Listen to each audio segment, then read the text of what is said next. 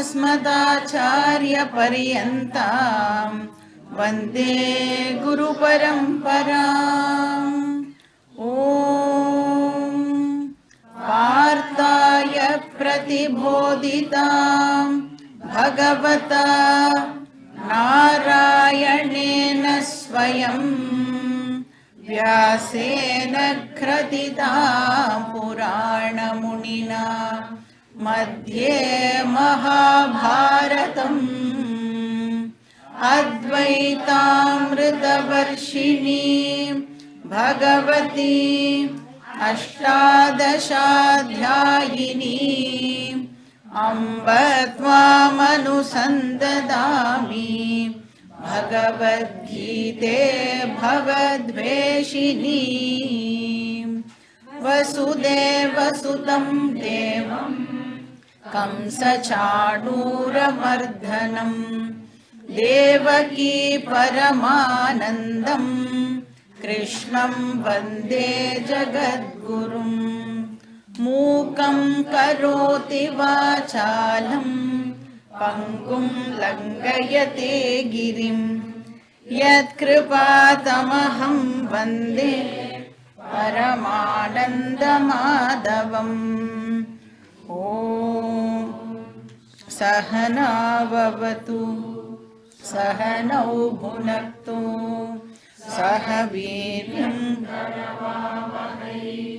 तेजस्विनावधीतमस्तु मा विद्विषावहै। ॐ शान्ति शान्ति शान्तिः। हरिः ॐ श्री गुरुभ्यो नमः। हरिः ॐ।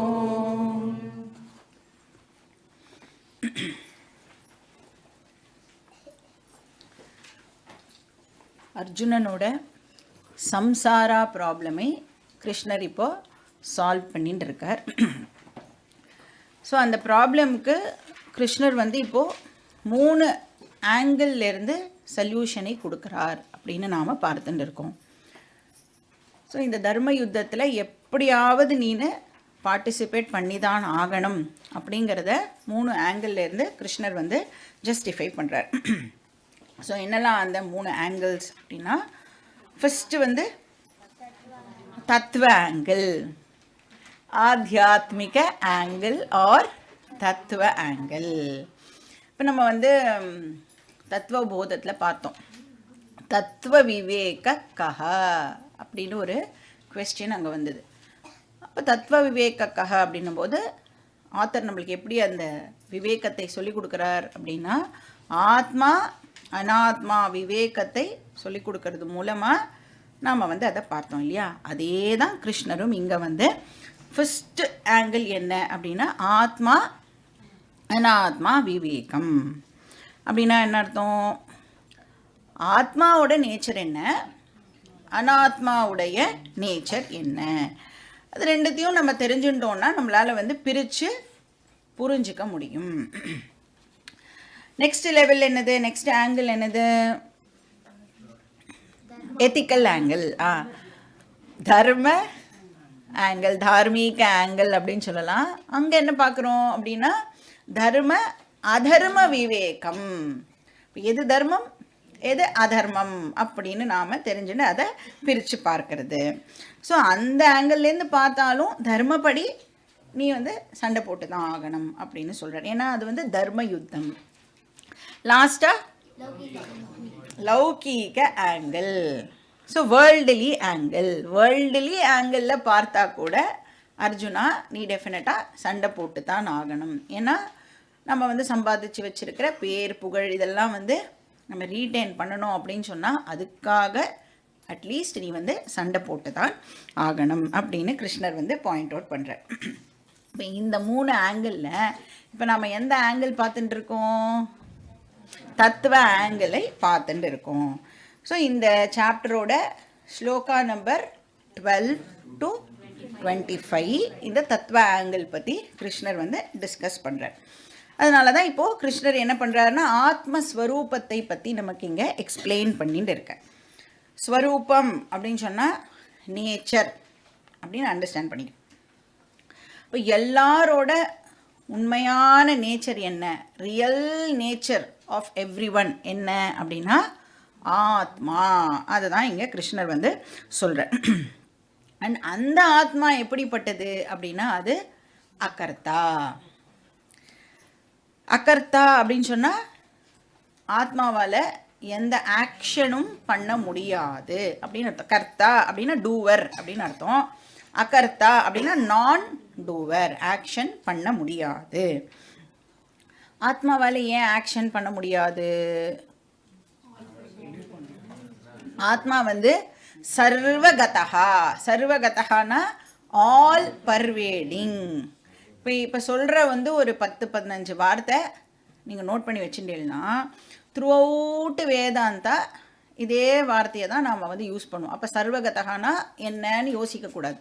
சர்வகதா அப்படின்னா எல்லா இடத்துலையும் வியாபிச்சு இருக்கிறது அப்படின்னு டக்குன்னு அதை அண்டர்ஸ்டாண்ட் பண்ணிக்கணும். இப்போ ஆத்மா வந்து எல்லா இடத்துலையும் வியாபிச்சு இருக்கிறதுனால ஆத்மாவால் எந்த ஆக்ஷனும் இப்போ பண்ண முடியாது. ஏன்னா ஆக்ஷன் அப்படின்னு சொன்னாலே அதில் என்ன இன்வால்வ் ஆகியிருக்கும்? மூவ்மெண்ட் இன்வால்வ் ஆகியிருக்கும், சலனம் இருக்கும் இல்லையா? இப்போ அது எல்லா இடத்துலையும் நிறைஞ்சு இருக்கிறதுனால அதனால் வந்து மூவ்லாம் பண்ணவே முடியாததுனால அதனால எந்த ஆக்ஷனும் பண்ண முடியாது. அதனால கிருஷ்ணர் என்ன சொல்கிறார், அந்த ஆங்கிள்லேருந்து பார்க்கும் பொழுது ஆத்மா அகர்த்தா அப்படிங்கிற ஆங்கிள்லேருந்து பார்க்கும் பொழுது அர்ஜுனா நீ ஆக்சுவலாக இங்கே ஃபைட்டே பண்ணலை அப்படின்னு சொல்கிறார். நீ யாரையும் கொலை பண்ணவே இல்லை, யாரும் கொலை பண்ணப்படுறதும் இல்லை அப்படின்னு சொல்கிறார். ஏன்னா உன்னுடைய நேச்சர் ஆத்மா அப்படின்னு சொன்னால் பீஷ்மர் துரோணர் அவளோட நேச்சர் இல்லாமல் என்ன, அதே ஆத்மா தான். இங்கே இருக்கிற ஒத்தருடைய ஸ்வரூபமும் வந்து ஆத்மஸ்வரூபம் தான். அப்படி சொன்னால் எப்படி அதை ஈஸியாக நம்ம அண்டர்ஸ்டாண்ட் பண்ணிக்கிறது அப்படின்னா அதுக்கு என்ன எக்ஸாம்பிள் உடனே ஞாபகப்படுத்தி பார்த்துக்கணும். சமுத்திரம், அலை, அந்த எக்ஸாம்பிளை வந்து இமீடியட்டாக நாம் ரீகலெக்ட் பண்ணிக்கணும். இப்போது சமுத்திரம் அண்ட் அலை இருக்கு. அலையோட ஆங்கிள்லேருந்து பார்க்கும் பொழுது தான் அலை பிறக்கிறது, கொஞ்ச நேரம் இருக்கிறது, அப்புறம் போயிடுறது. ஆனால் அலையோட கண்டென்ட் இருக்கே, அலைக்குன்னு ஒரு சப்ஸ்டன்ஸ் இருக்கே, அலையோட எசன்ஸ் இருக்கே, அதனுடைய ஆங்கிள்லேருந்து பார்க்கும் பொழுது அலை பிறக்கவே இல்லை. ஜலத்துடைய ஆங்கிள்லேருந்து இப்போ நம்ம பார்த்தோம்னா அது பிறக்கிறதும் இல்லை, இறக்கிறதும் இல்லை.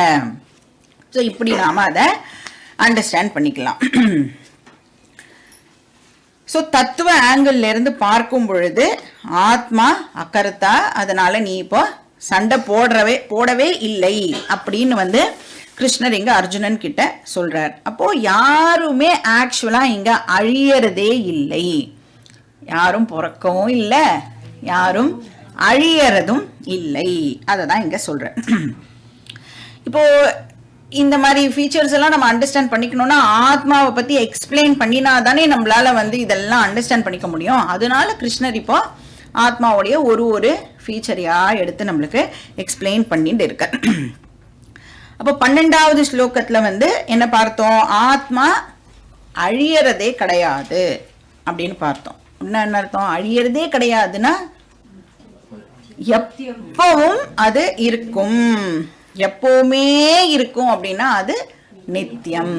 அப்ப நித்தியம் அப்படின்னு சொன்னா பாஸ்ட்ல இருந்தது, பிரசன்ட்ல இருக்கு, ஃபியூச்சர்லயும் இருக்கும். ஸோ ஆத்மா நித்தியம் அப்படின்னு பார்த்தோம். அதுக்கப்புறம் நெக்ஸ்ட் ஸ்லோகத்தில் என்ன பார்த்தோம், இந்த பாடிக்கு சேஞ்சஸ் எல்லாம் நடக்கும். அப்போ இந்த பாடி வந்து நிறைய ஸ்டேஜஸை கோ த்ரூ பண்ணுறது, பால்யம், கௌமாரம், யவ்வனம், ஜரா, இப்படின்னு பல ஸ்டேஜஸை வந்து இந்த பாடி வந்து கோ த்ரூ பண்ணுறது. ஆனால் இந்த ஆத்மா இருக்கே அது என்ன பண்ணிட்டு இருக்கு, இந்த பாடி சேஞ்சஸ் எல்லாம் அண்டர்கோ பண்ணும் பொழுது ஆத்மா என்ன பண்ணுறது, எந்த சேஞ்சும் அண்டர்கோ பண்ணாமல் இந்த சேஞ்சஸை எல்லாம் அது விட்னஸ் பண்ணிட்டு இருக்கு. ஸோ எப்படி சொல்கிறோம் இதை, நான் தான் இப்போ என்ன சொல்கிறேன், என்னை பற்றி பேசும்பொழுது நான் என்ன சொல்கிறேன், நான் குழந்தையா இருக்கும்போது எப்படி இருந்தேன் தெரியுமா அப்படின்னு சொல்கிறேன். குழந்தையா இருக்கிற பாடியை இப்போ நான் ரெஃபர் பண்ணி பேசுகிறேன் அப்படின்னு சொன்னால் அந்த ஆத்மாவாகிய எக்ஸ்பீரியன்சர் அதை டெஃபினட்டாக விட்னஸ் பண்ணியிருக்கணும். பாஸ்ட்லேயும் இருந்து அது விட்னஸ் பண்ணியிருக்கணும். அப்புறம் அதே ஆத்ம விட்னஸாக இருக்கிறது எதுக்கு? நான் ஆஃபீஸ் போன போது எப்படி இருந்தேன் தெரியுமா அப்படின்னு சொல்கிறது. அப்புறம் இப்போ நான் எப்படி இருக்கேன் தெரியுமா, என்னால் எந்த வேலையும் இப்போது பண்ண முடியல, ஆஃபீஸ் போன போது ஓடி ஓடி வேலையெல்லாம் பார்த்தேன், இப்போ கரண்ட்டாக என்னால் கிளாஸுக்கே வர முடியல, உட்கார்ந்தா எழுந்துக்க முடியல, எழுந்துண்டா உட்கார முடியல அப்படின்னு இந்த பாடியோட சேஞ்சஸை நான் சேஞ்சே ஆகாமல் விட்னஸ் பண்ணுறதுனால தானே என்னால் எல்லாத்தையும் ரிப்போர்ட் பண்ண முடியறது. பாஸ்ட்லேயும் நான் இருந்தேன் ஆத்மாவா, ப்ரெசண்ட்லேயும் நான் இருக்கேன், ஃப்யூச்சர்லையும் நான் இருப்பேன். ஸோ ஆத்மா எந்த விதமான சேஞ்சஸையும் அண்டர்கோ பண்ணுறது இல்லை அப்படின்னு பார்த்தோம். ஸோ ஆத்மாவோட நேச்சரை பற்றி சொல்லிட்டு நெக்ஸ்ட் கிருஷ்ணர் என்ன பண்ணார்? அனாத்மாவுடைய நேச்சரையும் கட்டாயம் நீனு தெரிஞ்சுக்கணும் அப்படின்னு சொல்லி மாத்ரா ஸ்பர்ஷாஸ்து கௌந்தேய சீதோஷ்ண சுக துக்கதாக ஆகமா பாயினோ நித்யாக தாம் ஸ்திதிக்ஷஸ்வ பாரத அப்படின்னு சொன்னார். இப்போ நீ ஆத்மாவோட நேச்சரை மட்டும் தெரிஞ்சுட்டா போராது, அனாத்மாவுடைய நேச்சரையும் நீனு டெஃபினட்டா தெரிஞ்சுக்கணும். இப்போ இந்த அனாத்மாவோட நேச்சர் எப்படிப்பட்டது? அதோட தன்மை என்ன? எப்பவுமே அது மாறிண்டே இருக்கும், சேஞ்ச் அண்டர்கோ பண்ணிட்டே இருக்கிறது தான் அனாத்மாவோட நேச்சர். அப்போ இந்த அனாத்மாவோட நேச்சரை நாம் அண்டர்ஸ்டாண்ட் பண்ணிட்டோம் அப்படின்னு சொன்னால் நம்மளால் நம்மளோட லைஃப்பில் ஈஸியாக எல்லாத்தையும் ஹேண்டில் பண்ண முடியும். இப்போ நாம் என்ன எக்ஸ்பெக்ட் பண்ணுறோம்? இந்த பாடி அப்படியே 16 வயசாகவே இருந்துகிட்டே இருந்ததுன்னா நல்லாயிருக்கும் அப்படின்னு நம்ம எக்ஸ்பெக்ட் பண்ணுறோம். ஆனால் அது நடக்குமானா அது நடக்க மாட்டேங்குது. ஆனால் மைண்ட் இருக்கே, அது எப்படி இருக்கு? அது என்றும் 16ஆகவே இருக்குது. ஆனால் உடம்பு வயசு ஆகிண்டே போகுது. ஏன் இந்த மைண்டு மட்டும் இப்படி வயசே ஆகாமல் இருக்கு? ஏன்னா நம்ம பார்த்தோம், அது எந்த சரீரத்தை சேர்ந்தது? மைண்டு சூக்ஷ்ம சரீரத்தை சேர்ந்தது. அதோட லாங்கிவிட்டி எவ்வளோ நாள் இருக்கும்? 1 என்டையர் சிருஷ்டிக்கு அது அப்படியே இருக்கும் இல்லையா?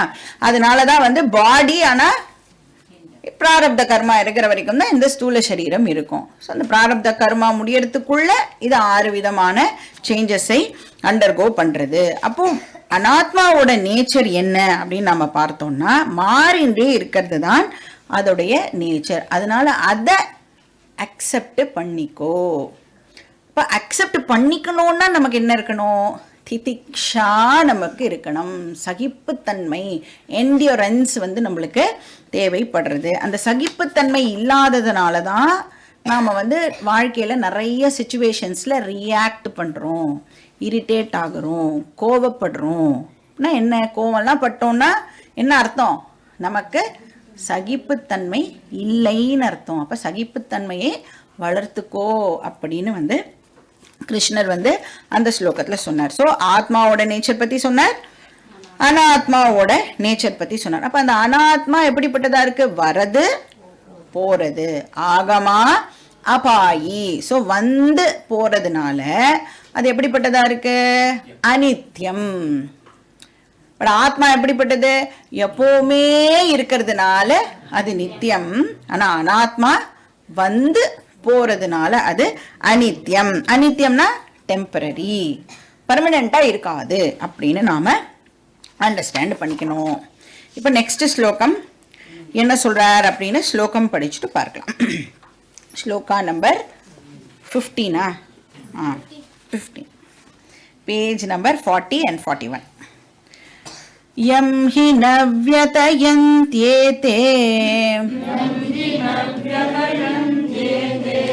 புருஷம் புருஷர்ஷப சமதுக்க சுகம் தீரம் சோம்ருதத்வாய கல்பதே.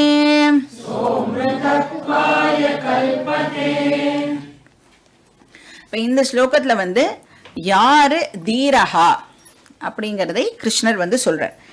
தீரஹா அப்படின்னு சொன்னா சண்டை போடுறதுல வீரன் இல்லை, அந்த தீரஹா பத்தி இங்க கிருஷ்ணர் சொல்லல. யாரு தீரஹா? யாருக்கு பிரித்து பார்க்கிற சக்தி இருக்கோ அவனே தீரஹா. எதை பிரிச்சு பார்க்கணும்? இப்போ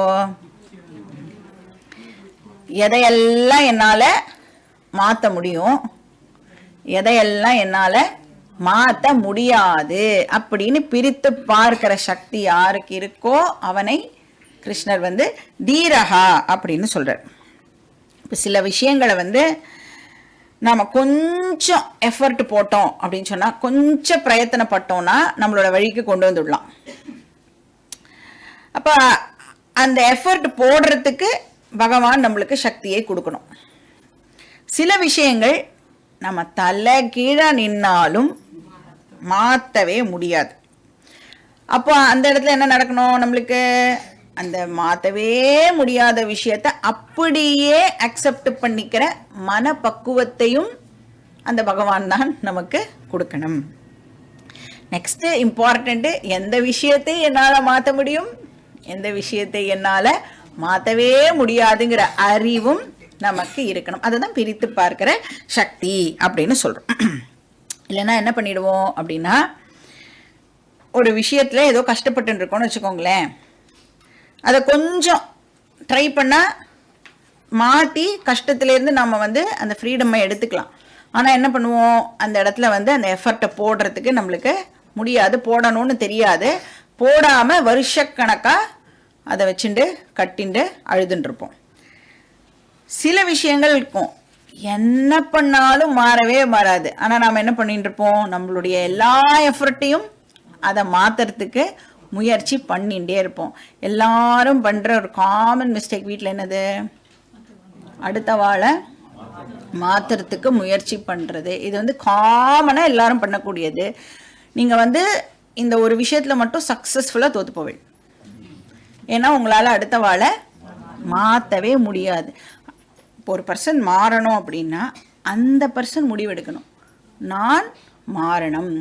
இப்போ நம்ம வந்து கிளாஸுக்கு நான் வரணும்னு யார் முடிவெடுத்து கிளாஸுக்கு வரா? நான் முடிவெடுத்து கிளாஸுக்கு வரேன். அப்புறம் கிளாஸுக்கு வந்து இங்கே எனக்கு புரியறதோ புரியலையோ, பிடிச்சிருக்கோ பிடிக்கலையோ, சும்மாவே உட்காந்துட்டு போனால் கூட என்ன ஆகும்னா அந்த சேஞ்சஸ் எல்லாம் நம்மளுக்கு உள்ள நடக்க ஆரம்பிக்கும். அப்போ ஒருத்தர் சேஞ்ச் ஆகணும்னா அவள் தான் வந்து அதை டிசைட் பண்ணணும். இப்போ மாற்ற முடியாத விஷயத்த நாம் என்ன பண்ணுறோம், எஃபர்ட் போட்டு டைம் எல்லாம் வேஸ்ட் பண்ணி இதை மாற்றிடுவேன் எல்லாரையும் எனக்கு ஏற்ற மாதிரி என்னோடய வீட்டில் நான் மாற்றி வச்சுப்பேன் அப்படின்னா நடக்காது. ஏன் நடக்காதுன்னா, அவளும் நம்மளை மாற்றுறதுக்கு முயற்சி பண்ணிட்டு இருக்கிறதுனால யாரும் கடைசி வரைக்கும் மாறாமல் அப்படியே வாழ்ந்துட்டு செத்து போய்டுறோம். அதனால வந்து எதை மாற்ற முடியுமோ அதை மாற்றுறதுக்கு முயற்சி பண்ணணும், எதை மாற்ற முடியாதோ அதை அக்செப்ட் பண்ணுற மனப்பக்குவம் நமக்கு இருக்கணும். இதுக்கு பேர் புத்திசாலித்தனம். அவனை தான் தீரகா அப்படின்னு இங்கே வந்து கிருஷ்ணர் சொல்கிறார். ஏன்னா இந்த உலகத்தோட நேச்சர் என்ன, மாறிண்டே இருக்கக்கூடியது தான் உலகத்தினுடைய நேச்சர். அப்போ வேர்ல்டோடைய சேஞ்சிங் நேச்சரை மாற்ற முடியுமா? வேர்ல்டு மாறிண்டே இருக்கே, அதை மாறாமல் வைக்கிறதுக்கு என்னால் ஏதாவது பண்ண முடியுமானா அதை நம்மளால் ஒன்றுமே பண்ண முடியாது. அப்போ என்ன பண்ணணும், வேர்ல்டு மாறும் அப்படிங்கிற அந்த விஷயத்தை நான் அக்செப்ட் பண்ணிக்கணும். அந்த அக்செப்ட் பண்ணிக்க யாருக்கு தெரிஞ்சிருக்கோ அவனை தீரகா அப்படின்னு இங்கே கிருஷ்ணர் சொல்கிறார். இப்போ இந்த அக்செப்டன்ஸ் இருக்குல்ல, அதனால அவனுக்கு என்ன பெனிஃபிட் கிடைக்கும் அப்படின்னா, ஏதே ந வியதயந்தி. ஏதே அப்படின்னு சொன்னால் போன ஸ்லோகத்தில் சொன்ன மாத்ரா ஸ்பர்ஷாஹா அப்படின்னா என்ன அர்த்தம், sense organs and sense objects அப்படின்னா தி என்டையர் வேர்ல்டு அப்படின்னு நாம் அண்டர்ஸ்டாண்ட் பண்ணிக்கணும். இந்த சேஞ்சிங் வேர்ல்டு அவனை பாதிக்கவே பாதிக்காது. ந வியதயந்தே. இந்த பாடி, சென்சஸ், மைண்டு, சென்ஸ் ஆப்ஜெக்ட்ஸ் எல்லாமே மாறக்கூடியது. அப்படி அந்த மாறுற ஆப்ஜெக்ட்ஸ் அவனை எந்த விதத்திலையும் அஃபெக்ட் பண்ணாது, அவனை வந்து இந்த வேர்ல்டு டிஸ்டர்ப் பண்ணாது அப்படின்னு சொல்கிறார். அவனோட மைண்டு வந்து டிஸ்டர்ப் ஆகாது. அப்போ நம்ம இரிட்டேட்லாம் ஆகிறோம்ல சில விஷயங்கள்லாம், ஏன் இப்படி இருக்குது, நம்ம நினைக்கிற மாதிரி எதுவுமே நடக்க மாட்டேங்கிறது, ஏன்னா அந்த இரிட்டேஷன் எல்லாம் இந்த பர்சனுக்கு இருக்காது. ஏன்னா என்ன அண்டர்ஸ்டாண்டிங் இந்த பர்சனுக்கு, அது அப்படித்தான் இருக்கும் அப்படிங்கிற அறிவோட இந்த பர்சன் வந்து அந்த விஷயங்களெல்லாம் டீல் பண்ணுறதுனால இந்த பர்சனுக்கு இரிட்டேஷன், அஜிடேஷன் அதெல்லாம் இருக்காது. அட் த சேம் டைம் இப்போ மாற்ற முடியும் அப்படின்னு எங்கேயாவது சான்ஸ் கிடச்சிதுன்னா அந்த பர்சன் மாற்றுறதுக்கும் வந்து எஃபர்ட் போட தயங்க மாட்டார். அப்போ எந்த சுச்சுவேஷனாக இருந்தாலும் இந்த பர்சன் வந்து வெல்கம் பண்ணுவார். அதை தான் இங்கே கிருஷ்ணர் சொல்கிறார். அதே ஒன்று ஒரு விஷயம் என்னை விட்டு போகிறது அப்படின்னா அதுக்கு துக்கமும் படமாட்டார். சம துக்க அப்படின்னா ஃபேவரபிள் சுச்சுவேஷனோ அன்ஃபேவரபிள் சுச்சுவேஷனோ அவன் எப்படி அதை எடுத்துப்பான், ஈக்வானிமிட்டியோட எடுத்துப்பான். சமமாக அதை அவனால் பாவிக்க முடியும். இப்போ சமமாக பாவிக்கிறது அப்படின்னா அந்த அறிவு இருக்கிறதுனால அவனால் சமமாக பாவிக்க முடியறது. இப்போ சுக துக்கம் இருக்கு இல்லையா, இது எப்படி நம்ம ட்ரீட் பண்ணுறோம் அப்படின்னா, இன்னைக்கு யாராவது நம்மளை புகழ்ந்தா உடனே ஜாலி ஆகிடும்ல. இப்போ இந்த பர்சனுக்கு தெரியும் இன்னைக்கு புகழறா நாளைக்கு நமக்கு திட்டு விழும் அப்படின்னு இந்த பர்சனுக்கு அந்த அறிவு இருக்கிறதுனால புகழும்போது அப்படியே இல்லேட்டெல்லாம் ஆமாட்டா, நாளைக்கே கண்டிப்பாக அடி விழும் அப்படிங்கிற அறிவு இருக்கிறதுனால அட் த சேம் டைம் அடுத்த நாள் திட்டு விழும்போது அதுக்காக வருத்தமும் படமாட்டா. இதுதான் ஈக்வானிமிட்டி. இந்த அண்டர்ஸ்டாண்டிங் இருக்கு இல்லையா, அக்செப்டன்ஸ் இருக்கிறதுனால, அண்டர்ஸ்டாண்டிங் இருக்கிறதுனால அக்செப்ட் பண்ண முடியறது, அக்செப்டன்ஸ் இருக்கிறதுனால ரியாக்ட் பண்ணாமல் இந்த பர்சன்னால இருக்க முடியறது. அண்ட் இங்க கிருஷ்ணர் என்ன சொல்றார், இந்த டிஸ்டர்ப்டு மைண்ட் இருந்தது அப்படின்னு சொன்னா அந்த பர்சன் வேதாந்தம் படிக்க முடியாது அப்படின்னு சொல்றார். இப்போ இந்த மைண்டு சமமா இருந்தாதான் அந்த பர்சனால வந்து வேதாந்தம் படிக்க முடியும். ஏன்னா டிஸ்டர்ப்டு மைண்ட் இருக்கிறவாளுக்கு சுற்றி எப்போ பாரு என்ன நடக்கிறது இப்படியே பார்த்துட்டு இருப்பா. என்னை யார் என்ன சொல்லுவா, நான் என்ன பண்ணணும் இப்படின்னு அந்த வெளி விவகாரங்கள்லேயே அந்த பர்சனுக்கு வந்து ஃபோக்கஸ் இருந்தது அப்படின்னு சொன்னால் அந்த மைண்டுனால வேதாந்தத்துக்கு கொடுக்க வேண்டிய டைமை ப்ராப்பராக கொடுக்க முடியாது அப்படின்னு சொல்கிறார். ஸோ தீரகா தான் ஃபிட் பர்சன் ஃபார் வேதாந்தா. சஹ அந்த பர்சன் அவ்வளோ ஸ்ட்ராங்காக இருக்கிற அந்த மைண்டுடைய பர்சன். அப்போ மைண்டுக்கு வந்து என்ன இருக்குன்னா அந்த ஷாக் அப்சார்பர் அந்த பர்சனுக்கு இருக்குது அப்படின்னு அர்த்தம். ஷாக் அப்சார்பர் இல்லை அப்படின்னா நம்மளால் வந்து ரோடில் ட்ராவல் பண்ண முடியாது. இப்போ வந்து தூக்கி தூக்கி போடக்கூடாது அப்படின்னா ரெண்டு விஷயம் இருக்கணும். ஒன்று, நம்ம போகிற ரோடே வந்து மேடு பள்ளம் இல்லாமல் இருக்கணும், இல்லைன்னா என்னோடய வண்டியில் நல்ல ஷாக் அப்சார்பர்ஸ் இருக்கணும். சரி, ரோடு வந்து மேடு பள்ளம் இல்லாமல் இருக்கணும்னு என்னால் அதுக்கு என்கிட்ட கண்ட்ரோல் இருக்கா அப்படின்னா கண்ட்ரோல் இல்லை. அப்போது என் வண்டியில் ஷாக் அப்சார்பரை என்னால் பத்திரமா போட்டுக்க முடியும். அது மாதிரி நம்மளை சுற்றி இருக்கிறவா எல்லாம் இப்படித்தான் இருக்கணும் அப்படின்னு எதிர்பார்க்கறது அதை விட ஒரு முட்டாள்தனம் இருக்க முடியாது. ஏன்னா அவள் இப்படி தான் இருக்கணும் அப்படிங்கிறது என்னுடைய கண்ட்ரோலில் இல்லை. அவள் டிசைட் பண்ணுறா நான் எப்படி இந்த சுச்சுவேஷனுக்கு ரியாக்ட் பண்ணணும் அப்படிங்கிறது அந்த அந்த பர்சனுடைய டெசிஷன். இவள் இப்படி தான் இருக்கணும்னு என்னால் ஒரு நாளைக்கும் எக்ஸ்பெக்டே ஃபஸ்ட்டு பண்ணக்கூடாது. ஆனால் நாம் என்ன பண்ண ட்ரை பண்ணுறோம், கண்ட்ரோலே பண்ணுறதுக்கு ட்ரை பண்ணுறோம். அதனால தான் நாம் வந்து அந்த இடத்துல தோற்று போகிறோம். ஸோ அவளோட பிஹேவியர், அவளுடைய பர்சனல் ட்ரீட்ஸ் எல்லாம் இருக்குல்ல, அது எல்லாத்தையும் நம்மளால் மாற்ற முடியுமா அப்படின்னா நம்மளால் வந்து அதை மாற்ற முடியாது. அப்போ என்ன பண்ணலாம், நம்ம மைண்டுக்கு ஒரு ஷாக் அப்சார்பரை நாம் போட்டுக்கலாம். அப்போ மைண்ட் வந்து அஜிடேட் ஆகாது. அப்படின்னா என்ன, எல்லா விஷயத்துக்கும் உடனே ரியாக்ட் பண்ண மாட்டோம். இப்போ என்ன பண்ணிட்டு இருக்கோம், டக்குன்னு கோவம் வந்துடுறது, டக்குன்னு வந்து ஒரு எரிச்சல் வந்துடுறது, அதெல்லாம் வந்து நம்மளுக்கு கண்ட்ரோல் ஆகும். அடுத்தவா என்ன வேணா சொல்லட்டும் அப்படியே கேட்டுன்னு வந்துடுவேன் அதுக்காக அப்படின்னா அப்படி கிடையாது. இமீடியட்டாக ரியாக்ட் பண்ண மாட்டேன், ஆனால் யோசித்து என்ன ஆக்ட் பண்ணணுமோ அதை பண்ணுவேன். ஆக்ஷனுங்கிறது வேற, ரியாக்ஷனுங்கிறது டோட்டலி டிஃப்ரெண்ட் இல்லையா. இப்போ இந்த பர்சன் வந்து அந்த மாதிரி ப்ராப்பராக ஆக்ட் பண்ணுவா. இப்போ இந்த கோவம்லாம் வருதுன்னு சொல்கிறோம்ல, கோவத்தோட இன்டென்சிட்டிலாம் குறையும். அக்செப்டன்ஸ் இருந்ததுன்னா கோவத்தோட இன்டென்சிட்டி குறையும். அப்புறம் அந்த ஒரு கோவத்துக்கும் இன்னொரு கோவத்துக்கும் நடுவில் இருக்கிற கேப் வந்து இன்க்ரீஸ் ஆகும். குறையணுமா இன்க்ரீஸ் ஆகணுமா கேப்? ஏன்னா உத்தமே க்ஷணகோப ஸ்யாத் மத்தியமே घटिकाद्वयम् अधमे स्यात् अहोरात्रं पापिष्टे மரணாந்தகா. உத்தம புருஷன், ஒரு மெச்சோர்டு பர்சனுக்கு எவ்வளோ நேரம் கோபம் நீடிக்கும்? க்ஷண நேரத்துக்கு தான். அந்த நேரம் அதுக்காக கோவமே படாமல் இருப்பாளா தீரகானா? கோவம்லாம் படாமலாம் இருக்க முடியாது. அது ஒரு இமோஷன். மைண்ட் அப்படின்னா எல்லா விதமான இமோஷன்ஸும் தான் இருக்கும். ஆனால் இம்மீடியட்டாக அவளால் அதுலேருந்து வெளியில் வந்துட முடியும். மத்தியம மீடியாக்கர் பர்சன் எவ்வளோ நேரத்துக்கு கோவத்தை வச்சுட்டு இருப்பா? கட்டிகா துவயம், ஒரு 2 மணி நேரம், 1 மணி நேரத்துலேருந்து 2 மணி நேரம் வரைக்கும் அந்த கோபமானது இருக்கும். அதம பர்சனுக்கு அஹோராத்திரம், ஒரு நாள் முழுக்க அந்த கோவத்தை அவள் வந்து கேரி ஃபார்வர்ட் பண்ணுவா. இப்போ நம்மளுக்கு ஆஃபீஸ்லலாம் ஏதாவது பிரச்சனை வந்ததுன்னா எங்கே வந்து நம்ம அந்த கோவத்தை காமிப்போம்? ஆஃபீஸில் மேனேஜரை திருப்பி பேசுறதுக்கு நம்மளுக்கு தைரியம் கிடையாது. உடனே அதெல்லாம் எடுத்துன்னு வந்து வீட்டில் பாவம் இல்லை, எல்லாரும் சும்மா தேமேன்னு உட்காந்துட்டு இருப்பான், அவளை வந்து போட்டு திட்ட வேண்டியது.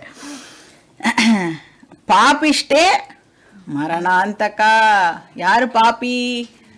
கோவத்தை அவன் சாகர வரைக்கும் அந்த கோவத்தை அவன் வச்சுட்டு இருந்தான் அப்படின்னா அவனை மாதிரி ஒரு முட்டாள் இருக்கவே முடியாது. அப்போ திதிக்ஷா அப்படின்னு சொல்றோம்ல, அப்படிங்கிறது வந்து கோவமே வராம இருக்கிறதோ இல்லைன்னா வந்து டோட்டலா ரியாக்டே பண்ணாம இருக்கிறதோ அப்படிங்கிற விஷயம் இல்லை. ஆனா திதிக்ஷா அப்படிங்கிறது இட் இஸ் அ கெப்பாசிட்டி. நம்மளுடைய மைண்டுக்கு அந்த சிச்சுவேஷன்ஸை ஹேண்டில் பண்ற கெப்பாசிட்டிக்கு பேரு திதிக்ஷா. அப்பதான் நம்மளுக்கு வந்து இந்த மாதிரி சின்ன சின்ன விஷயங்களுக்கெல்லாம் நம்மளோட டைம் அண்ட் எஃபர்ட்லாம் போட்டுட்டே இருந்தா எப்போ அந்த மைண்டை வேதாந்தம் படிக்கிறதுக்கு உள்ள செலுத்த முடியும் இல்லையா? அதனால இதுக்கெல்லாம் இந்த பாக்கி விஷயங்களுக்கெல்லாம் திதிக்ஷாவை நாம டெவலப் பண்ணிக்கணும் அப்படின்னு இங்க வந்து கிருஷ்ணர் சொல்றார். சக கல்பத்தே. கல்பத்தே அப்படின்னு சொன்னா குவாலிஃபைடு ஆர் அடைகிறான் அப்படின்னு எடுத்துக்கலாம். எதை அடைகிறான்? அமிர்தத்வாய. அமிர்தத்துவம்னா மோக்ஷம். அந்த இன்டெலிஜென்ட் பர்சன் தீராக தான் செல்ஃப் நாலெட்ஜுக்கு தகுதியான பர்சன் அப்படின்னு இங்க கிருஷ்ணர் சொல்றார். அவனே ஆத்ம வித்யாவுக்கு தகுதியான பர்சன் அப்படின்னு சொல்றார். அடுத்த ஸ்லோகம் படிச்சுட்டு பார்க்கலாம். ஸ்லோகா நம்பர் 16. நாசதோ வித்யதே பாவஹ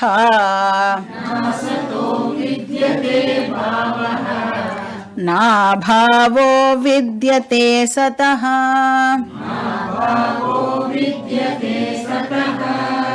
உபயோரபி திருஷ்டோந்தஹ வனயோஸ்தத்வதர்ஷிபிஹ.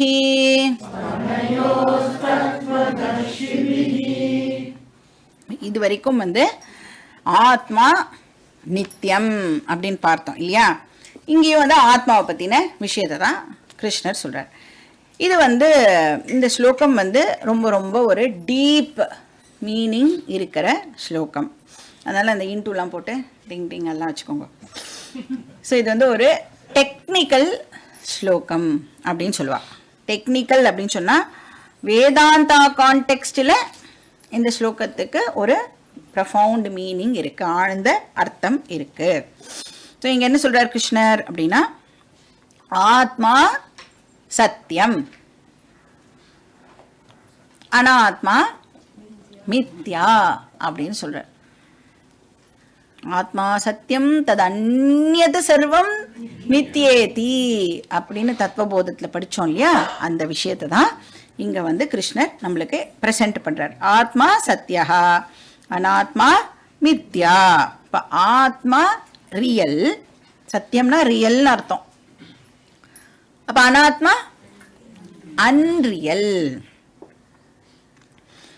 அப்படின்னா என்ன அர்த்தம்? சத்தியம் ரியல் அப்படின்னா ஆத்மாவால எதோட ஹெல்ப்பும் இல்லாமல் தனியா இருக்க முடியும். ஆத்மாவால எதனுடைய ஆதரவும் இல்லாமல், எதையும் அது சார்ந்து இல்லாமல் அதால தனியா எக்ஸிஸ்ட் ஆக முடியும். அப்ப அனாத்மா எப்படி இருக்கும்? அதுக்கு அப்படியே ஆப்போசிட் இல்ல. அப்படின்னா அனாத்மாவால எதையோ சார்ந்தில்லாமல் இருக்க முடியாது. அனாத்மாவால தனியா எக்ஸிஸ்ட் ஆக முடியாது. அப்போ அது என்ன பண்ணணும்? அனாத்மா அது இருக்கணும் அப்படின்னு சொன்னா அதோட எக்ஸிஸ்டன்ஸுக்கு இப்ப இந்த அனாத்மா என்ன பண்ணி ஆகணும்? வேற எதுக்கிட்டே இருந்தோ அந்த எக்ஸிஸ்டன்ஸை பாரோ பண்ணிண்டு இருந்து ஆகணும். இப்போ இந்த ஸ்லோகத்தோட ஜென்ரல் அர்த்தத்தை பார்த்துட்டு நாம வேர்டு மீனிங்க்கு போகலாம். இப்போ நம்ம எந்த ஒரு பொருளை எடுத்துட்டாலும் அதுக்குன்னு ஒரு தன்மை இருக்கும், ஒரு நேச்சர் டெஃபினட்டாக அதுக்கு இருக்கும். அப்போது அந்த பொருள்கிட்டே இருந்து அந்த நேச்சரை நம்மளால பிரிக்கவே முடியாது. பிரிக்க முடியாமல் எது ஒன்று இருக்கோ அதை தான் நேச்சர் அப்படின்னே நம்ம சொல்கிறோம். கரெக்டாக? ஒரு பொருள் இருக்குது, அந்த பொருளுக்குன்னு ஒரு தன்மை இருக்குது. அந்த தன்மையை அந்த பொருள்கிட்டேருந்து நம்மளால் செப்பரேட்டே பண்ண முடியாது. அதுக்கு தான் நம்ம அதை ஸ்வரூபம் அப்படின்னு சொல்கிறோம். நேச்சர், ஸ்வரூபம். அது மாதிரி எந்த ஒரு பொருளும் என்ன பண்ணுறது அப்படின்னா தற்காலிகமாக கொஞ்ச நேரத்துக்கு வேற ஒரு பொருள்கிட்ட இருந்து சிலதை கடன் வாங்கி கொஞ்ச நேரத்துக்கு இருக்கும். அப்போ அது அதனுடைய தன்மை இல்லை, ஒரிஜினலாக அதனோட தன்மை இல்லை. ஆனால் என்ன பண்ணுறது? கொஞ்ச நேரத்துக்கு வேற எதுக்கிட்ட இருந்தோ சில ஃபீச்சர்ஸ் எல்லாம் கடன் வாங்கி கொஞ்ச நேரத்துக்கு இருக்கும். அப்போ அந்த மாதிரி கொஞ்ச நேரத்துக்கு மட்டும் அதுக்கிட்ட சில ஃபீச்சர்ஸ் இருந்தது அப்படின்னா அதை நாம் தற்காலிகமான ஸ்வரூபம் அப்படின்னு சொல்கிறோம். R incidental nature. இன்சிடென்டல்னா தற்காலிகமாக கொஞ்ச நேரத்துக்கு மட்டும் அப்படின்னு அண்டர்ஸ்டாண்ட் பண்ணிக்கலாம். இப்போது ஒரு பொருளுக்கே அந்த தன்மை இருந்தது அப்படின்னு சொன்னால் அது இன்ட்ரின்சிக் நேச்சர். அதுக்கிட்டேருந்து அதை பிரிக்கவே முடியாது. சான்ஸ்கிரிட்டில் சொல்லணும்னா ஸ்வாபாவிக தர்மம். ஸ்வபாவமாக அப்படிலாம் சொல்லுவோம்ல, அதை பிரிக்கவே முடியாதுன்னு சொல்கிறோம்ல. அப்போது பிரிக்கவே முடியாத தன்மை ஸ்வாபாவிக தர்மம். கொஞ்ச நேரத்துக்கு மட்டும்தான் இருக்கும் அப்படின்னா அதுக்கு பேர் ஆகந்துக தர்ம அப்படின்னு பேர். இன்சிடென்டல் நேச்சர் ஆர் ஆகந்துக தர்ம. ஸ்வாபாவிகனா ஒன்ஸ் ஓன் அப்படின்னு அர்த்தம். ஆகந்துக அப்படின்னா கடன் வாங்கப்பட்டது, வெளியிலிருந்து வந்தது. அப்போ எது ஒன்று ஸ்வாபாவிகமாக இருக்கோ அது ஆல் த டைம் இருந்துட்டே இருக்கும், எப்பவுமே அது இருந்துட்டே இருக்கும்.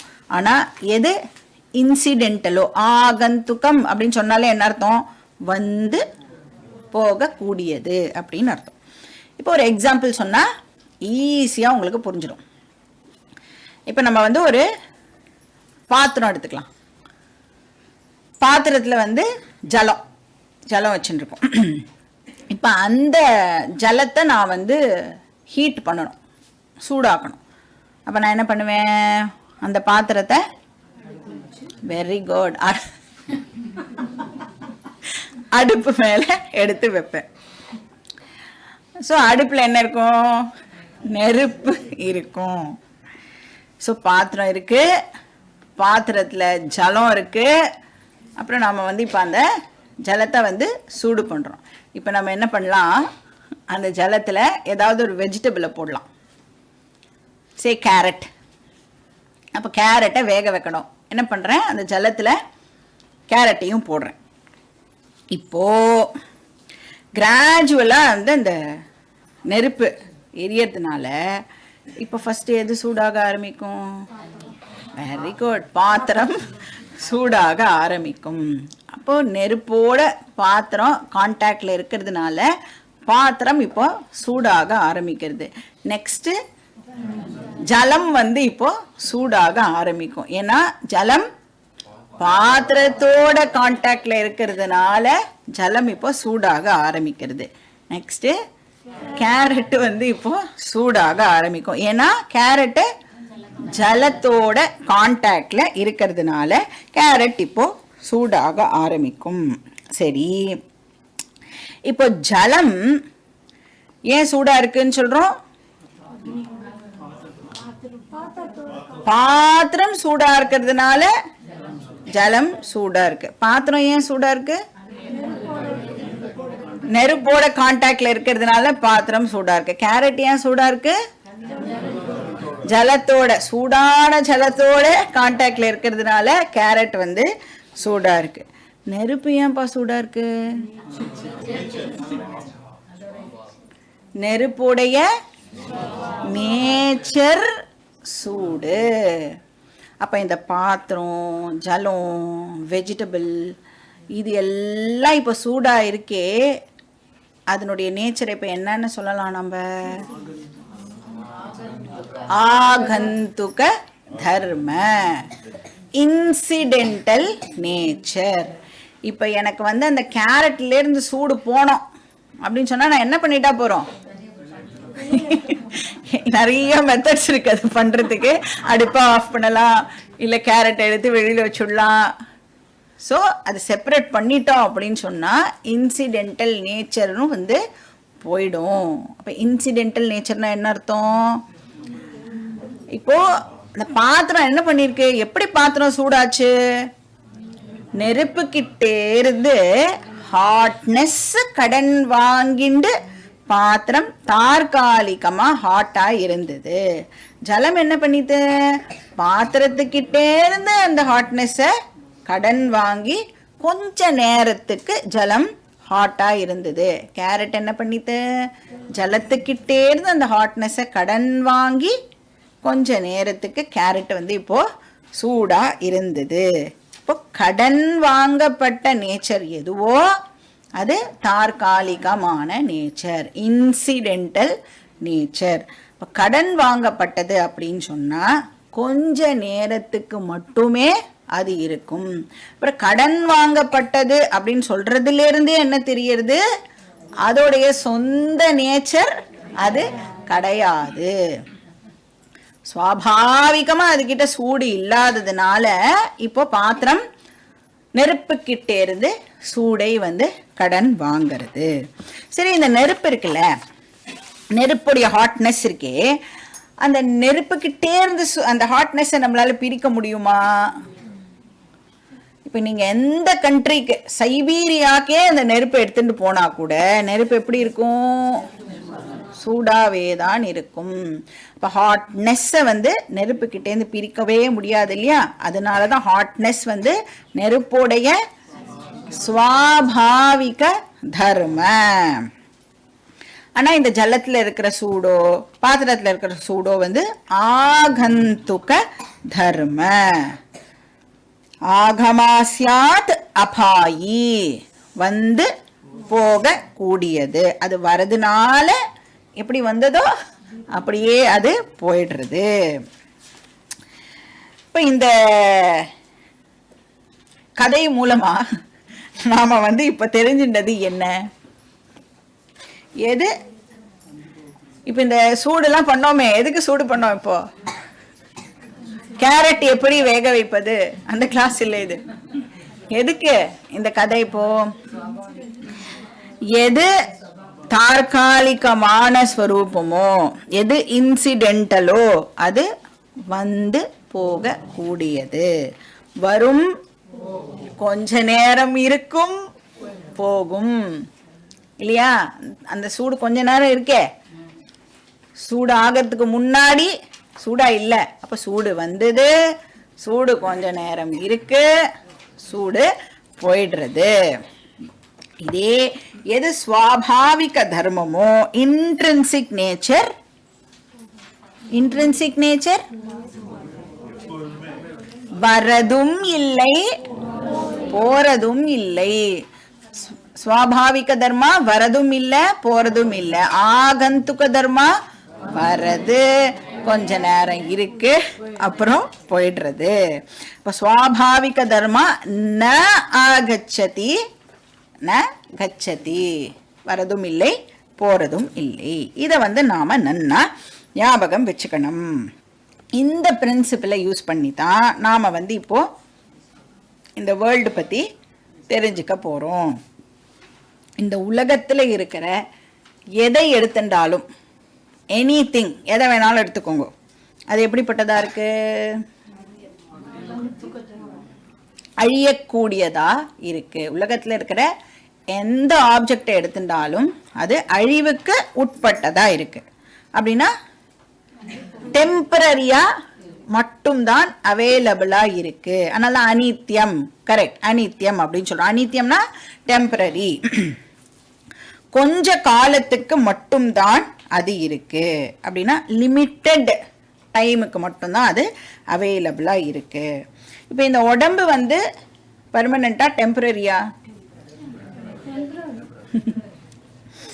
இம்பர்மனன்ட் இல்ல, அனித்தியம். ஏன்? டேட் ஆஃப் பர்த்துக்கும் டேட் ஆஃப் டெத்துக்கும் நடுவுல மட்டும்தான் இந்த உடம்பு அவைலபிளா இருக்கும்.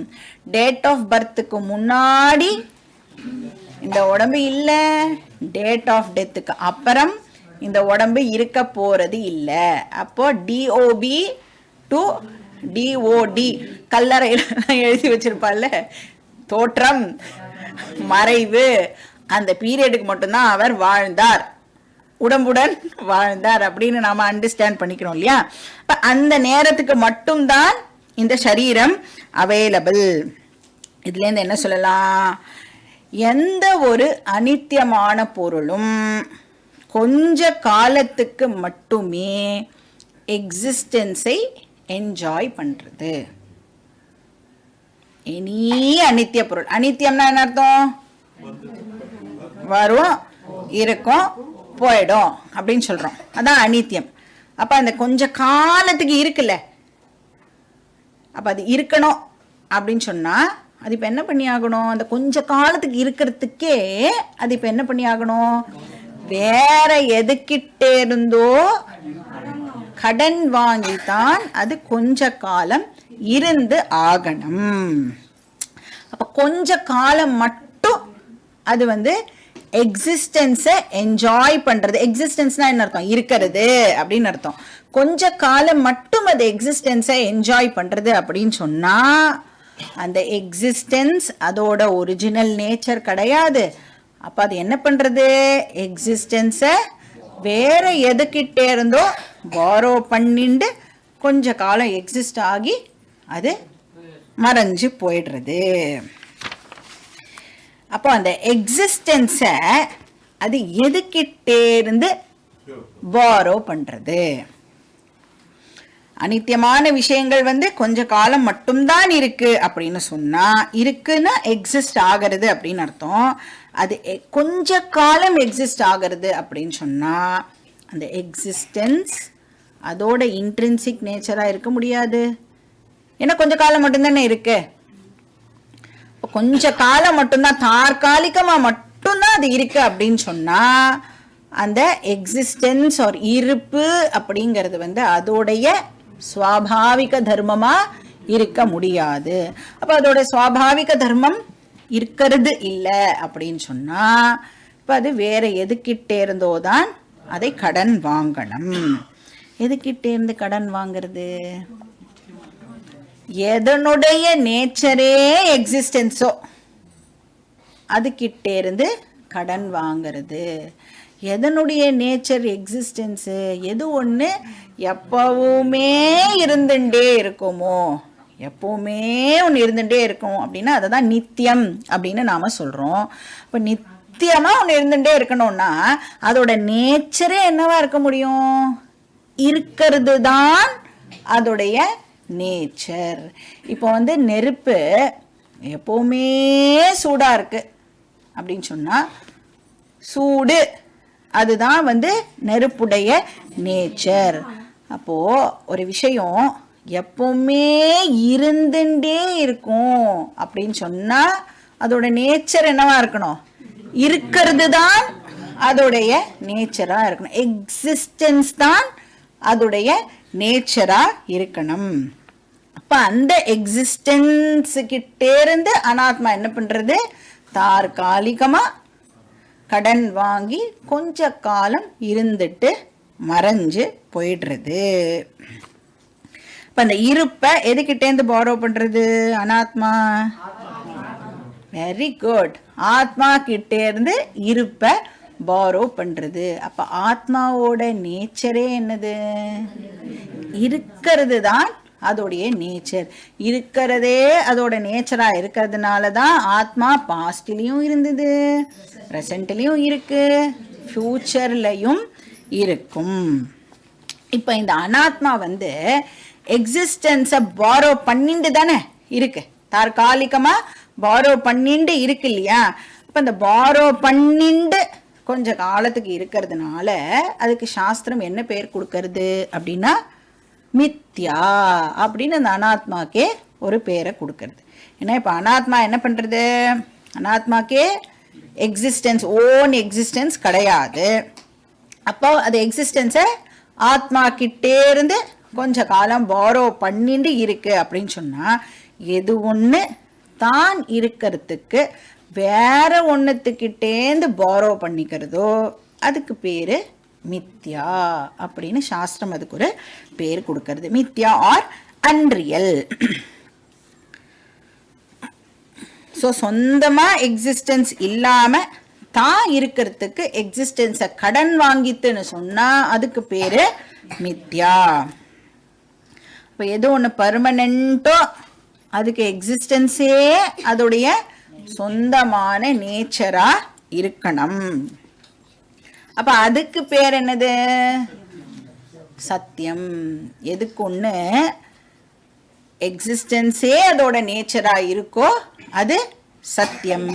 எது தான் எக்ஸிஸ்ட் ஆகிறதுக்கு எக்ஸிஸ்டன்ஸை கடன் வாங்கிக்கிறதோ அதுக்கு பேரு மித்யா. அப்ப சத்தியம் அப்படின்னு சொன்னா ஸ்வாபாவிக தர்மமே என்னது? எக்ஸிஸ்டன்ஸ், இருப்பு. மித்யா அப்படின்னு சொன்னா ஆகந்துக தர்மா வந்து எக்ஸிஸ்டன்ஸ். இப்போ இந்த ஐடியாவை நாம் புரிஞ்சுக்கிறதுக்கு அகைன் இன்னொரு எக்ஸாம்பிள் பார்க்கலாம். இப்போ வந்து ஒரு களிமண் லம்ப்பு, வெயிட் பண்ணுங்க, பானை இனிமே தான் நம்ம உருவாக்கணும். முதல்ல வந்து ஒரு களிமண் லம்ப் வச்சுக்கோங்களேன், மொத்தையாக இருக்கும்ல பானை வர்றதுக்கு முன்னாடி. இப்போ வந்து அந்த களிமண்ணை தான் நாம் வந்து பானையாக வந்து ஆக்க போகிறோம். இதுக்கு முன்னா இப்போ இந்த லம்ப்பு மட்டும் என் முன்னாடி இருக்குன்னு வச்சுக்கோங்களேன். இப்போ யாராவது என்கிட்ட வந்து பானை இருக்கா அப்படின்னு கேட்டால் நான் என்ன ஆன்சர் பண்ணுவேன்? வெயிட். ஸோ பானை இப்போ இல்லை, பானை வந்து இன்னும் தயாரா ஆகலை. சரி, இப்போ வந்து ஆனால் பானை வந்துடுது. இப்போ பானை இருக்கா அப்படின்னு இப்ப கேட்டா என்ன பதில் சொல்லுவோம்? பானை இருக்கு. சப்போஸ் இமேஜின் பண்ணுங்க, கை தவறி இந்த பானை இப்ப கீழே விழுந்துடுத்தோ, இப்ப பானை என்ன ஆயிடும்? உடைஞ்சு போயிடும். இப்ப பானை இருக்கான்னு கேட்டா இல்ல. பானை வர்றதுக்கு முன்னாடி பானை இல்ல, பானை கொஞ்ச நேரம் தற்காலிகமா இருந்தது, அப்புறம் பானை இப்போ உடைஞ்சு போயிடுது. இப்ப பானையுடைய எக்ஸிஸ்டன்ஸ் ஸ்வாபாவிகமா ஆகந்துக்கமா? அப்ப பானையுடைய எக்ஸிஸ்டன்ஸ் ஆகந்துக்கம் அப்படின்னு சொன்னா, ஆகந்துக்கம்னா இன்சிடென்டல், தற்காலிகமா கொஞ்ச நேரம் மட்டுமே. அப்ப பானை கொஞ்ச நேரம் மட்டுமே தான் இருக்கிறதுக்கு இப்போ எதுக்கிட்ட இருந்து எக்ஸிஸ்டன்ஸை பாரோ பண்ணிக்கிறது? களிமண் கிட்ட இருந்து பானை என்ன பண்றது? கொஞ்ச நேரத்துக்கு மட்டும் எக்ஸிஸ்டன்ஸை பாரோ பண்ணிக்கிறது, கொஞ்ச நேரம் இருக்கிறது, அப்புறம் உடஞ்சி போய்டுறது. சரி, பானை வரத்துக்கு முன்னாடி களிமண் இருந்ததா? வெரி குட், களிமண் இருந்தது. பானை இருக்கும் பொழுது களிமண் இருக்கா? பானை உடைஞ்சு போனாலும் களிமண், அப்போ களிமண் பாஸ்ட்லயும் இருந்தது, களிமண் பானை இருக்கும் போதும் இருக்கு, பிரசன்ட்லயும் இருக்கு. பானை உடைஞ்சு போனாலும் களிமண் இருக்கும். அப்ப களிமண் இப்ப என்னன்னு சொல்லலாம்? சத்தியம். கரெக்டா? பாஸ்ட்லயும் இருந்தது, பிரசன்ட்லயும் இருக்கு, ஃபியூச்சர்லயும் இருக்கும். அப்படின்னா அதை நாம நித்தியம்னு சொன்னோமா? முதல்ல எல்லா காலத்திலயும் இருக்கா நித்தியம், அப்படின்னா அதை தான் சத்தியம் அப்படின்னு சொல்றோம். ஆனா இந்த பானை என்னன்னு சொல்லலாம்? பானைக்கு என்ன பேர் இப்போ? மித்யா. ஏன்னா பானை வரத்துக்கு முன்னாடி பானை இல்ல, கொஞ்ச நேரம் மட்டும்தான் பானை இருக்கு, உடைஞ்சு போனாலும் பானை இப்போ இல்ல. அப்போ இந்த பானையை நாம மித்யா அப்படின்னு சொல்றோம். களிமண்ணை நாம சத்தியம் அப்படின்னு சொல்றோம். ஹோல் வேதாந்தமே இந்த ரெண்டு வார்த்தையில தான் இருக்கு, சத்தியம் மித்யா. இது நமக்கு நல்லா புரிஞ்சுடுது அப்படின்னு சொன்னா வேதாந்தம் இஸ் ஓவர். ஒருத்தர் சுவாமிஜி கிட்ட சொன்னாலாம், நான் உங்கள் கிளாஸை 15 வருஷமாக அட்டென்ட் பண்ணிட்டு இருக்கேன் சுவாமிஜி, எனக்கு 2 வார்த்தை மட்டும்தான் புரியல, பாக்கி எல்லாம் நல்லா புரியுறது. நீங்கள் சத்தியம் சத்தியம்னு சொல்கிறீங்களே அதுவும் புரிய மாட்டேங்கிறது, மித்யா மித்யான்னு சொல்கிறீங்களே அதுவும் புரிய மாட்டேங்கிறது, பாக்கி எல்லாம் ரொம்ப நல்லா புரியுறது அப்படின்னு சொன்னார். அப்போ சுவாமிஜி என்ன சொல்லியிருப்பார்? நெக்ஸ்ட் கிளாஸை திருப்பி ஒழுங்கா அட்டெண்ட் பண்ணு. ஏன்னா இந்த 2 வார்த்தை தான் மொத்தமே இந்த வேர்ல்டுல மொத்தம். ஏன்னா தத்துவபோதத்துல என்ன படிச்சோம்? ஆத்மா சத்தியம் தது அந்நியது சர்வம் மித்யேதி. அப்ப இருக்கிறது 2 தானே இருக்கு, சத்தியம் மித்யா. சத்தியம் புரியணும், பேரலா மித்யாவும் நமக்கு புரியணும். ஆத்மா பிளஸ் அனாத்மா தான் என்டையர் கிரியேஷன். இதுல நமக்கு ஆத்மா சத்தியம்னு புரியணும், அனாத்மா மித்யான்னு புரியணும். அப்ப அனாத்மா மித்யான்னு புரியணும்னா என்ன அர்த்தம்? அனாத்மா எல்லாம் இப்ப இருக்குல்ல, இந்த சரீரம் இப்ப இருக்கு, சரீரம் அனாத்மாவா ஆத்மாவா? ஏன்னா பஞ்சபூதத்தினால ஆக்கப்பட்டது, மேட்டர் பிரின்சிபல்லாம் படிக்கிறோம். இந்த சரீரம் இப்ப கரண்டா இருக்கு, எக்ஸிஸ்ட் ஆகிறது அப்படின்னு சொன்னா என்ன பண்ணிட்டு இருக்கு இந்த சரீரம்? இப்போ எதுகிட்ட இருந்து எக்ஸிஸ்டன்ஸ பாரோ பண்ணிக்கிறது? ஆத்மா கிட்டே. ஏன்னா ஆத்மா எல்லா இடத்துலயும் இருக்கா, சர்வகதகாவா ஆத்மா. இப்போ இந்த சரீரம் இப்போ ஆத்மா கிட்டே இருந்து எக்ஸிஸ்டன்ஸ பாரோ பண்ணிண்டு தான் இருக்கிற மாதிரி இப்ப நமக்கு காமிச்சுட்டு இருக்கு. இப்ப இந்த சரீரத்துக்கு எக்ஸிஸ்டன்ஸுங்கிறது ஆகந்துக தர்மம். ஆனா எக்ஸிஸ்டன்ஸுங்கிறது ஆத்மாவுடைய ஸ்வாபாவிக தர்மம். ஏன்னா ஆத்மாவோட நேச்சரே இருக்கிறது தான், ஆத்மாவோட நேச்சர் இருப்பு தான் அதனுடைய நேச்சர். ஸோ எது பர்மனென்ட்டோ அது சத்தியம், எது இம்பர்மனென்ட்டோ அது மித்யா. ஸோ ஸ்லோகத்தில் என்ன சொல்றதுன்னு பார்க்கலாம். அசதஹா பாவஹா ந வித்யதே. இப்போ இந்த ஸ்லோகத்தை நீங்கள் டைரக்டாக டிரான்ஸ்லேட் பண்ணிட்டேன் அப்படின்னா எப்படி இருக்கும் அப்படின்னா, எது ஒன்று இருக்கோ அது இல்லாமல் போகாது, எது ஒன்று இல்லையோ அது இருக்காது, இப்படின்னு டிரான்ஸ்லேட் ஆகும். அதனால தான் சொல்கிறது நீங்களா எடுத்து ஸ்லோகத்தெல்லாம் படிக்கக்கூடாது. இப்போ எவ்வளோ விஷயம் இருக்கு இந்த ஸ்லோகத்தில், இதெல்லாம் படிச்சுட்டு தான் இந்த ஸ்லோகத்துடைய அர்த்தத்தையே நாம் பார்க்கணும். ஸோ அசதஹா பாவஹா ந வித்யதே.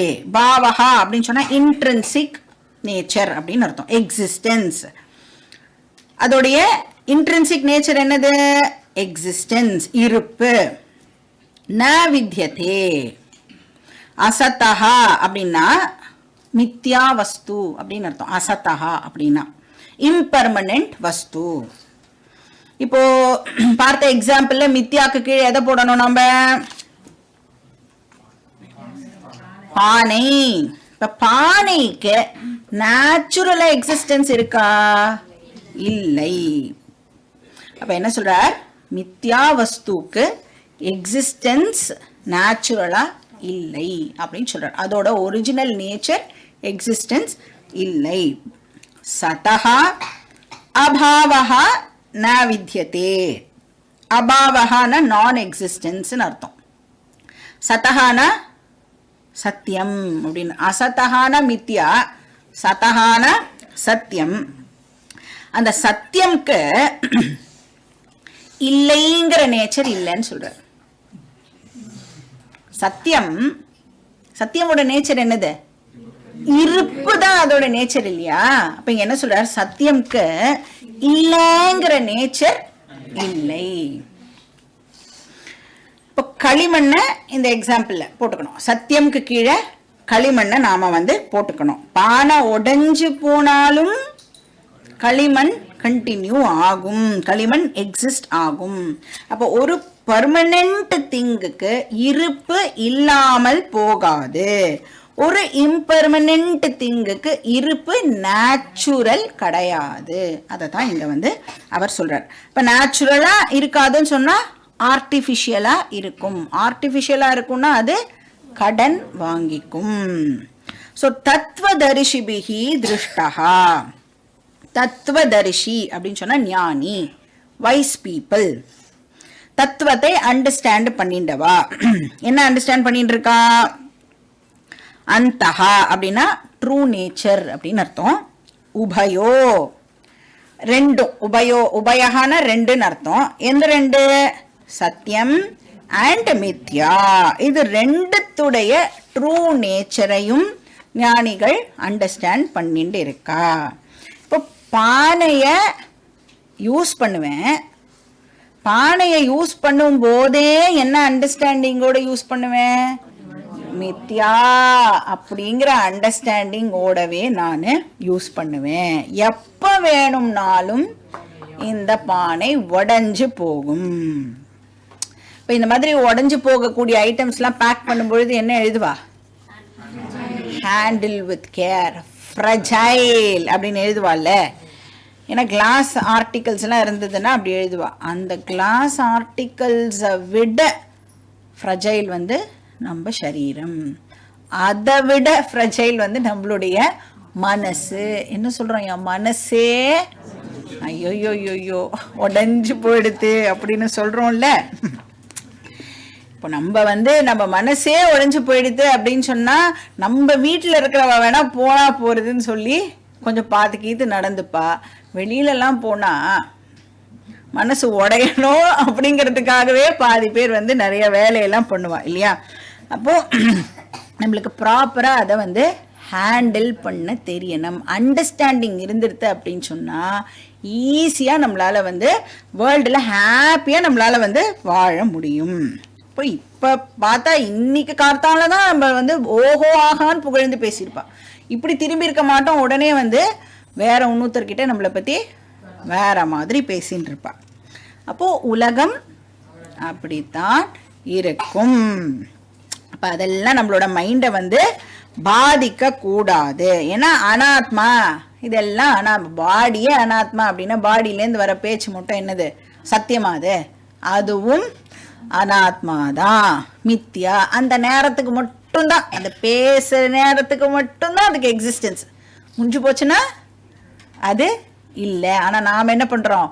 அதை எடுத்து அதை ரெஜிஸ்டர் பண்ணி வேணுங்கிற போதெல்லாம் அதுக்கு எக்ஸிஸ்டன்ஸ் கொடுத்து கொடுத்து அதையே நாம ஞாபகப்படுத்தி பகையெல்லாம் வளர்த்துக்கிறோம் இல்லையா? அந்த மாதிரிலாம் பண்ண வேண்டிய அவசியம் இல்லை. ஜஸ்ட் ஃபியூ செகண்ட்ஸ் அவ்வளோதான். இந்த பானை மாதிரி தான் எல்லாமே வாழ்க்கையில் இருக்கிற மொத்த விஷயமும் பானை மாதிரி எதுக்கிட்டே இருந்தோ எக்ஸிஸ்டன்ஸை பாரோ பண்ணிட்டு நமக்கு முன்னாடியே இருந்துட்டு நம்மளையே அது என்ன பண்றது?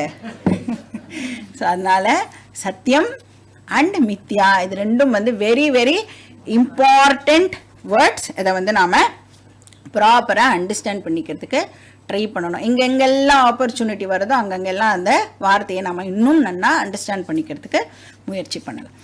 ஓம் பூர்ணமதః பூர்ணமிதம் பூர்ணாத் பூர்ணமுதச்யதே பூர்ணஸ்ய பூர்ணமாதாய பூர்ணமேவாவசிஷ்யதே. ஓம் சாந்தி சாந்தி சாந்தி. हरिः ओम श्री गुरुभ्यो नमः. हरिः ओम.